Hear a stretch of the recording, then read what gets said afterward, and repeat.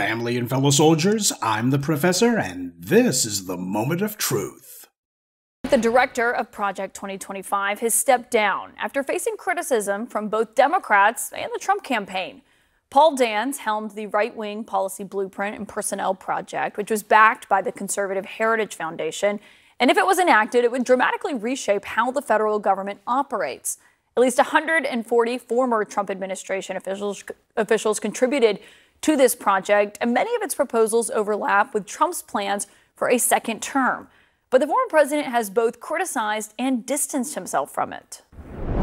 I don't know what the hell it is. It's Project 25. He's involved in Project, and then they read some of the things, and they are extreme. I mean, they're seriously extreme. Joining us now is Washington Post national political reporter Isaac Arnstorff, who has been following Project 2025 and its relationship with the Trump campaign closely. And Isaac, in your reporting tonight, you talk about how it became this rallying cry for Democrats, but also was a nuisance for the Republican nominee Donald Trump as he is trying to escape the public spotlight and repair relations with Trump's campaign. Interesting. Project 2025 has become a rallying cry for Democrats. Not for the white right, not for the conservatives, not for the Republicans, not for the Trump campaign, but for Democrats has become a rallying cry. I consider this to be very interesting because Project 2025 is part of the Heritage Foundation. You can see my video about why Roger Ailes is not going away if you want the real background on the Heritage Foundation. Long story short, they were created by the multimillionaire Joseph Coors, who was the heir to the Coors beer brewing dynasty. And he had been a big financial contributor to such groups as the John Birch Society, one of the most notoriously anti-black and anti-Semitic organizations in U.S. history. Now, when the arch-conservative of his day, William F. Buckley, denounced the John Birch Society, this made it where people like Joseph Coors had to find other organizations to put their money into. So what happened was Joseph Coors just decided to create another organization of his own. It would be exactly like the John Birch Society, only with the serial numbers filed off. And that's where the Heritage Foundation came from. So that's the right-wing think tank that came up with this Project 2025 thing. But of course, absolutely nothing happens in a vacuum under white supremacy. Christopher Rufo, who created all the hysteria about critical race theory, he is himself an employee and operative for the Manhattan Institute, another white right-wing organization, another one of these white right-wing think tanks. The Democrats have shown that they can do to the white right exactly what they have allowed Christopher Rufo and others to be doing against the black community. They didn't have to wait until now to do this. They could have done this at any time they wanted, but they were doing this when it benefits them. They're not concerned about actually protecting black people or sticking up for black people. They could have given the white right a taste of their own medicine years ago. They just chose not to. So what we have is the Democrats showing that they can turn the tables on these white right-wing think tanks for something that matters to them, like winning an election. But if the white right is out there targeting black people, then all of a sudden demonizing black people and such, well, we can't really mount an effort against that. But if you niggers just vote the right way in November, well, maybe we'll go ahead and give you a pat on the head. But we're not going to actually do anything to fight back against them. With this whole hysteria about Project 2025 that the Democrats have ginned up, they're showing they can fight back against these white right-wing organizations when they want to. Look, you can live your life in fear or you can live it in focus. Now, some people, especially the ones who have been following the white media's frenzy about Project 2025, probably breathed a little sigh of relief about this so-called leader of the project resigning. First of all, he's just one guy. Secondly, this is a PR problem for Project 2025 and the Heritage Foundation, which backs it up. It changes absolutely nothing. But you notice how the white media on the left, who was telling you to be so afraid, right now they're doing a little victory lap on this one. They're happy with the fact that they showed they could draw blood from the right wing if they shined enough light on their schemes. But the point that I want to make with all of this is, for the folks who are saying, Professor Truth, ain't you scared of Project 2025? You need to be scared. Now everybody needs to be scared. Well, people who are afraid are usually too terrified and petrified to fight. That's something you need to understand. And people who are too scared to fight, at most, they can only meekly obey whoever gives them orders. And that doesn't sound like a winning recipe at all to me. I'm not saying that Project 2025 is a harmless idea, but what I am saying about it is we shouldn't be quaking in fear of it because of the fact that it's not new.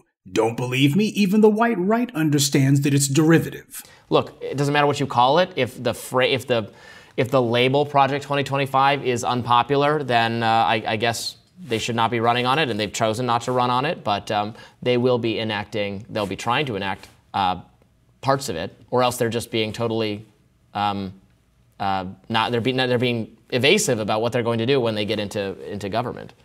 Now, you notice what this guy said? Did you listen to his wording? He said that if the label Project 2025 is unpopular, then they, talking about the Republican Party, but actually talking about the Heritage Foundation, these white right-wing think tanks that are driving this stuff, they shouldn't be running on it. He didn't say to change any of the proposed policies. He's against changing anything other than the name, because that's what he actually said. If the name is unpopular, then don't run on that.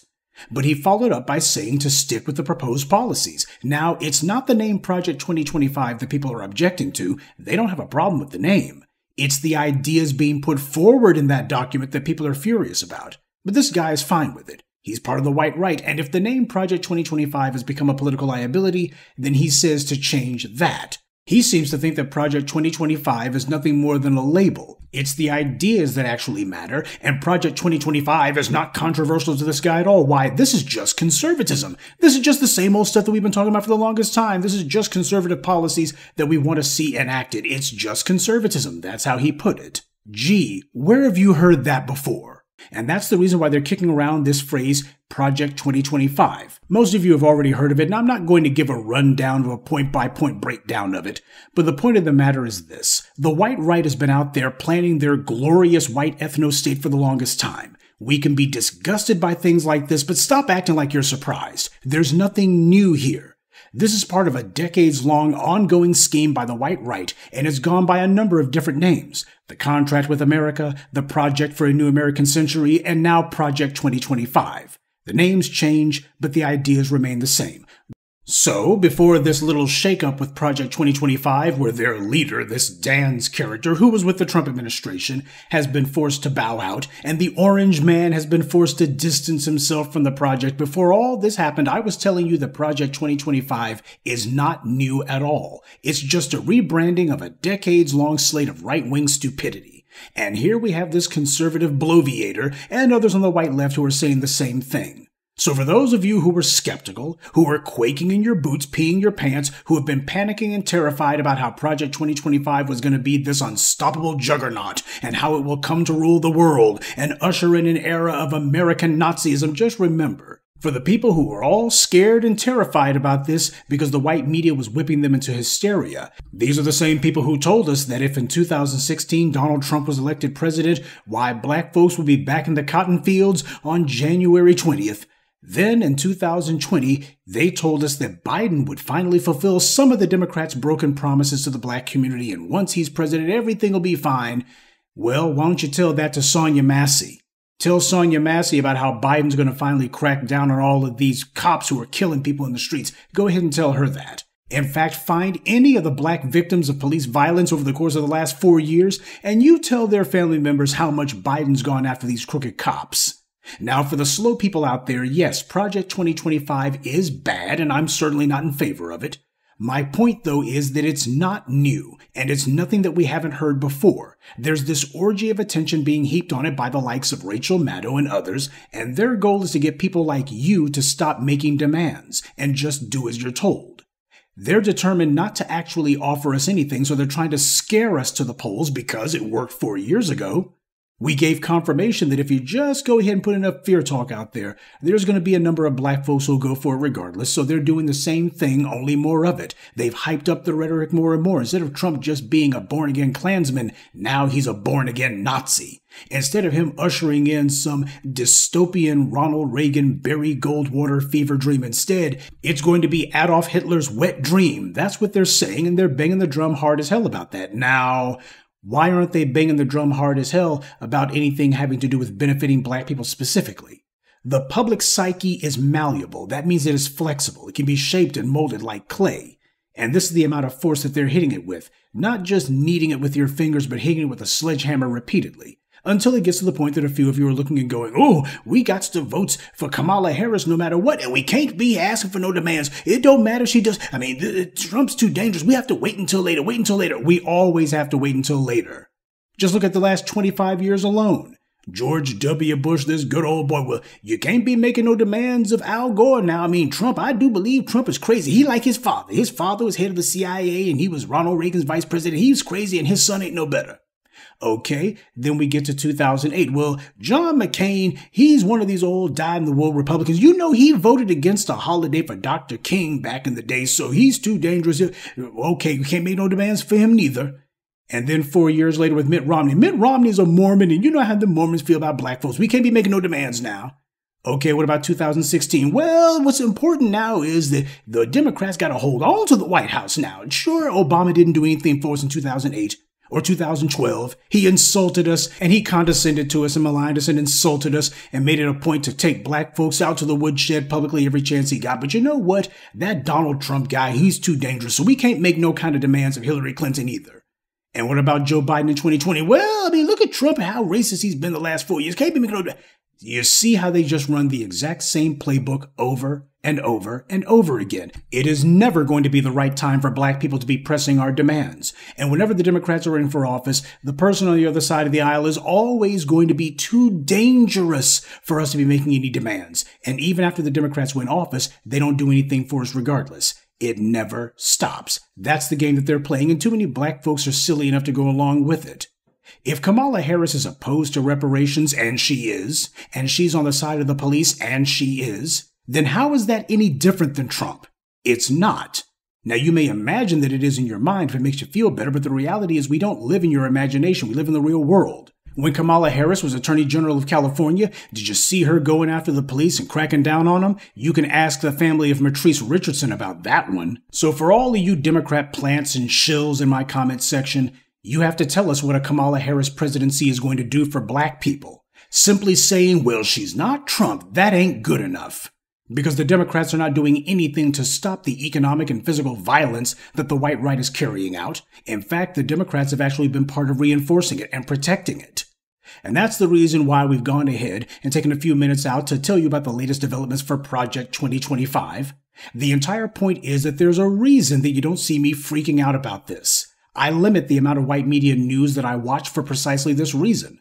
The white media is very good at manipulating you with their media. They'll bring you all sorts of informational detritus and details, and they'll have you thinking to yourself, oh, this is very well researched, when in reality, they're just giving you the same old swill. They're just putting a little bit of a different spin on it. A couple of extra details here and there, a little bit of rewording of this or that, and you'll be thinking to yourself, oh my God, here's some frightening new information that I hadn't considered. Oh my God, I have to do as they say. If they can't appeal to your sense of ego through phony praise, then they'll try to appeal to your sense of anger by getting you outraged about something. But if all else fails, they can always appeal to your fear. Because fear is the surest way to get people to stop thinking, and it works a heck of a lot more than appealing to people's ego or anger. If you actually need somebody to tell you that Project 2025 and all of this hysteria surrounding it is largely a white media hype job on the left, then you're clearly not paying attention. Every 4 years we have some variation of this. That's the entire point. Project 2025 is, of course, the encapsulation of white right racism, but it's no different than it's ever been. That's the entire point. So sitting here saying, oh, the Republicans, they want to abolish the DOJ, they want to abolish the EPA. Yeah, and they've been talking about abolishing the Department of Education for the longest time. That's the reason why Betsy DeVos was such a big deal when she was in there. This is the white right doing what the white right does. But I'm far less concerned about what the loyal opposition does than I am with what the Democrats are claiming to do. If the Democrats actually started producing for their base, the black vote, instead of evading and ignoring us, then Project 2025 or any other right-wing machinations would mean exactly nothing. In fact, they actually don't mean much right now. The problem for the Democrats is they're simply trying to figure out, what do we have to say to get these ignorant Negroes to go to the polls, but without doing anything for them? They don't seem to be very scared of Project 2025 at all, so why the hell are you? I know when people are actually scared of something because they're willing to make any deal they got to do. They don't sit there trying to find some way to slick talk you and talk around your interests. They come straight up the middle and say, let's sit down and make a deal. That's what happens when people actually understand that there's a real threat. They'll make deals with anybody. They're doing everything they can not to make deals with us.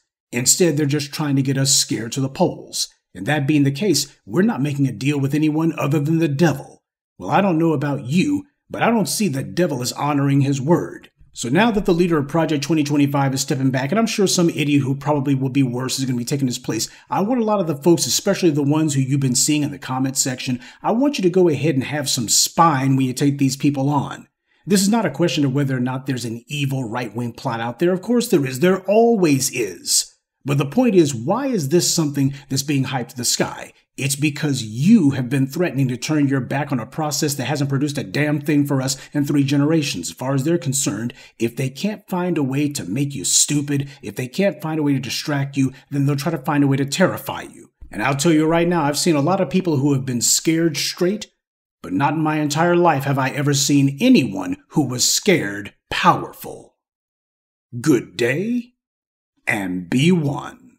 I'd like to take a moment to mention some of our contributors. Brian Williams, Kiko Hayes, Iris Johnson, Kareem Lawless, and Brian Walton. Salute to them and thank you to everyone for listening, liking, and sharing this message. Black empowerment only exists because of you.